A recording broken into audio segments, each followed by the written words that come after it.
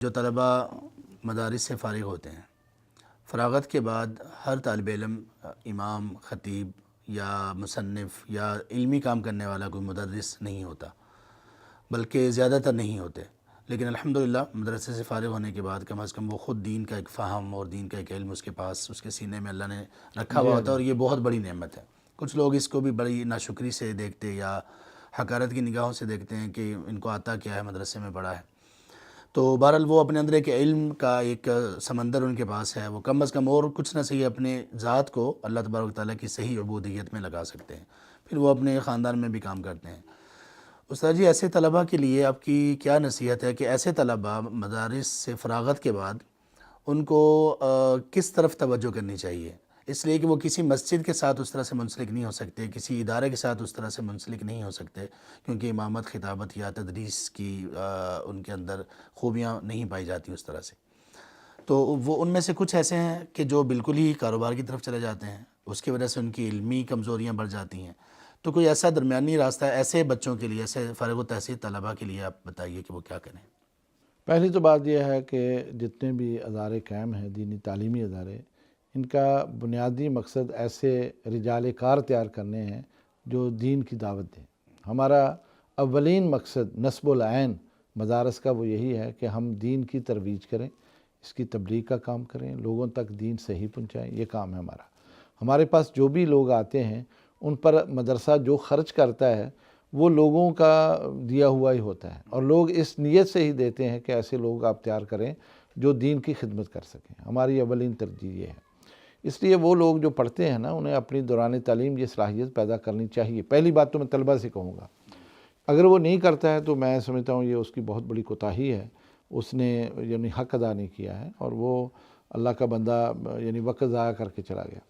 پہلی تو بات یہ ہے کہ کم از کم اسے یہ مہارت اپنے اندر پیدا کرنی چاہیے کہ وہ اپنے معافی ضمیر کو بیان کر سکے۔ اگر بالفرض وہ بات نہیں کر سکتا ہے، یعنی گفتگو نہیں کر سکتا ہے، شرماتا ہے، یا اس میں کوئی اور کمی ہے، یا زبان میں کوئی پرابلم ہے، تو بھئی پھر ایک بہت اچھا طریقہ ہے کہ وہ تصنیف کی طرف آئے۔ آخر اس نے دین پڑھا ہے، جو کچھ اس کے دل و دماغ میں ہے، یہ ایک فکر پیدا ہوئی ہے، ایک سوچ پیدا ہوئی ہے، اس سوچ کو وہ کاغذ کے اوپر منتقل کرے، مضمون نویسی کرے، مختلف مضامین لکھے، اخلاقیات پر، معاملات پر، ادب پر، اور حدیث کی شروحات پر، یا جو لوگوں کو درپیش مسائل ہیں روزمرہ کے، ان کے اوپر بے شمار میدان ہے۔ تو اس میں وہ یہ کر سکتا ہے، کتابوں کے خلاصے کر سکتا ہے۔ بڑی کتاب ہے، نہیں پڑھ سکتے لوگ، اس کا خلاصہ وہ لکھ سکتا ہے، اس کا نچوڑ لوگوں کے سامنے لا دے، تحریر کا کام کر لے۔ یہ تو بیٹھ کے کر سکتا ہے، اور اس میں کچھ نہیں ہے۔ وہ اگر اس میں بھی کمزور ہے تب بھی کچھ بہتری آ سکتی ہے، کچھ وقت کے بعد کسی سے وہ رہنمائی لے لے، تو یہ تو کر سکتا ہے۔ باقی میں یہ سمجھتا ہوں کہ جو لوگ کاروبار میں بھی چلے جاتے ہیں، میرا جو تجربہ ہے کہ وہ کاروبار کے ساتھ بھی جمعے پڑھاتے ہیں، لیکن اس کا فائدہ یہ ہے کہ وہ بڑے ایک خودداری کے ساتھ اور اپنے ذمہ داری سے وہ پڑھاتے ہیں، اور کسی سے کوئی لالچ نہیں ہوتا۔ کسی نہ کسی مسجد میں بھی فری خدمت وہ سر انجام دیتے ہیں، تو یہ کرتے ہیں کام وہ۔ ویسے انسان میں نا، یہ میں دیکھا ہے دینی مدارسے میں پڑھ کر، وہ کتنا کمزور لڑکا کیوں نہ ہو، وہ اتنا کمزور نہیں ہوتا کہ کچھ بھی نہ کر سکے۔ یعنی اس وقت پرائیویٹ سکول جو ہیں نا، ان میں ہمارے بچے بڑی اچھی خدمت سر انجام دیتے ہیں۔ یہ اردو بہت اچھا پڑھاتے ہیں، معاشرتی علوم پڑھا سکتے ہیں، یہ عربی پڑھا سکتے ہیں، اسلامیات پڑھا سکتے ہیں، اور خاص طور پر بچوں کو کنٹرول بھی کر سکتے ہیں۔ ان میں یہ صلاحیت ہوتی ہے۔ میرے تجربے میں ہے، ایک بچہ میرے پاس پڑھا تھا، میں یہ بات تحدیث نعمت کے طور پر بھی اور اپنے سننے والے ناظرین کو بھی یہ بتانا چاہتا ہوں کہ مدارس میں جو تعلیم و تربیت کا ایک مرحلہ ہے نا، ہم بچوں کو اپاہج نہیں کرتے۔ ہمارے اوپر یہ بلیم ہے کہ یہ بے روزگاروں کی جماعتیں فارغ کرتے ہیں، غلط بات ہے۔ الحمدللہ آج تک میں نے نہیں دیکھا جامعہ سلفیہ کا کوئی فارغ لڑکا کہیں ایسے فضول پھرتا ہو اور اسے ملازمت نہ ملی ہو، یا وہ یہ شکوہ کرے جی میں بیکار ہوں۔ جس سے بھی پوچھا ہے وہ کہتا ہے جی ایک مسجد میں خطیب ہوں، ایک میں امامت ہوں، تو فلاں کالج میں پڑھا رہا ہوں، یا فلاں سکول میں پڑھا رہا ہوں، اور 2-4 ٹیوشنیں بھی وہ پڑھاتا ہے جو کہ بونس کے طور پر وہ لیتا ہے۔ تو ماشاءاللہ جب ان سے پوچھتے ہیں کہ دیہڑی یا مطلب ماہانہ، وہ الحمدللہ ایسی وہ رقم بتاتا ہے کہ ہم حیران ہو جاتے ہیں کہ وہ بڑے مزے میں ہے۔ اور جس کی میں مثال دینے جا رہا ہوں، وہ بچہ میرے پاس سے فارغ ہوا، جسمانی طور پر بھی وہ کمزور تھا اور علمی طور پر بھی وہ کمزور تھا۔ جاتا ہوا مجھے کہہ گیا جی یہ میرے گھر کا نمبر، اس وقت موبائل نہیں تھے، تو یہ گھر کا نمبر ہے، اگر کہیں کوئی موقع ملے تو مجھے خدمت کا موقع دے دیں آپ۔ کچھ دن گزرے تو کہیں سے فون آیا مجھے کہ ہمیں ضرورت ہے، تو میرے ذہن میں وہی آیا، تو میں نے کہا چلو اس کو بھیج دیتے ہیں، جب تک کوئی اچھا نہیں ملتا مجھے۔ اس کو میں نے بھیج دیا، وہ وہاں گیا تو جا کے میرے حوالے سے اس نے بات کی، انہوں نے کہا ٹھیک ہے آپ آ جائیں۔ اللہ ان لوگوں کو جزائے خیر دے جنہوں نے اس کی ان کمزوریوں کے باوجود اس کو یہ موقع دے دیا۔ اسے احساس تھا کہ میں کئی لحاظ سے کمزور ہوں، لیکن اس نے محنت کی۔ آپ دیکھیں دنوں میں اس نے پورے محلے کو اپنا گرویدہ کر لیا، اور وہ امامت کے ساتھ وہاں بچوں کو صرف ناظرہ پڑھاتا تھا۔ ایسا کنٹرول اس نے کیا، ایسا اس نے پڑھایا کہ جن کی تعداد 20 سے نہیں بڑھتی تھی 100 تک چلی گئی۔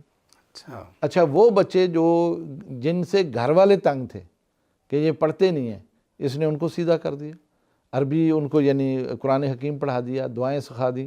وہ گھر جا کے والدین کے وہ جو ہے نا وہ پیچھے ہوئے کہ آپ کو دعائیں نہیں آتی، مجھے آتی ہیں، سنو مجھ سے اور آپ بھی سیکھو۔ حتیٰ کہ اس نے خود وہ مجھے ملا، اس کی حالت بدلی ہوئی تھی، لباس بڑا اچھا تھا، یعنی ایک عرصے کے بعد جب وہ میرے پاس آیا تو میں نے کہا یار اس کا نام لے کے، اب تو میں نام نہیں لے رہا اس کا نام لے کر میں نے کہا یار یہ کیا ہو گیا آپ کو، آپ تو انقلاب آ گیا۔ وہ رونے لگا، کہنے لگا سر جی کہ اللہ نے بڑی میری مدد کی ہے اور ایسا ایسا ہوا ہے۔ پھر اس نے یہ بھی بتایا کہ وہاں ایک ایسا بچہ تھا جو کسی ایسی خاتون کا بچہ تھا جس کا انگلش میڈیم سکول ہے، اور یہ بچہ قابو نہیں آ رہا تھا، وہ بھی تنگ تھی، اور جب میں نے اس کو پڑھا دیا وہ بچہ بالکل ٹھیک ہو گیا۔ تو وہ کہنے لگی کہ میں دیکھنا چاہتی ہوں وہ ٹیچر کون ہے جس نے ایسے بگڑے ہوئے بچے کو ٹھیک کر دیا۔ تو جب اس نے بلایا میں ملا تو وہ حیران رہ گئی، کیونکہ میں نے بتایا نا جسمانی طور پر بھی وہ کچھ اس میں کمزوری تھی۔ تو اس نے اس کو کہا کہ آپ کیا پڑھے ہوئے ہیں؟ اس نے بتایا یہ۔ اس نے کہا اچھا آپ میرے اسکول میں اسلامیات پڑھائیں، انگلش میڈیم اسکول میں، یعنی مسجد کی تنخواہ الگ سے، اسکول کی تنخواہ اس سے زیادہ تھی جو اس نے اس کو آفر کی، لیکن ساتھ کہا آپ BA کر لیں۔ اس نے BA بھی کر لیا۔ اچھا آپ حیران ہوں گے اس کی حسن کارکردگی اور محبوبیت کا یہ عالم ہے کہ اسی محلے سے اسے رشتہ ملا، سبحان اللہ۔ اسے بیٹی ملی، اس نے نکاح کیا، شادی کی، پھر اسی محلے میں اس نے اپنا گھر بنا لیا۔ ماشاء اللہ۔ اور یعنی وہ ایک منفرد واقعہ ہے کہ یعنی ایک ایسا بچہ جس کے بارے میں مجھے بھی بدگمانی تھی، پتہ نہیں یہ کیا کرے گا، اس نے ایک روشن مثال میرے لیے چھوڑی۔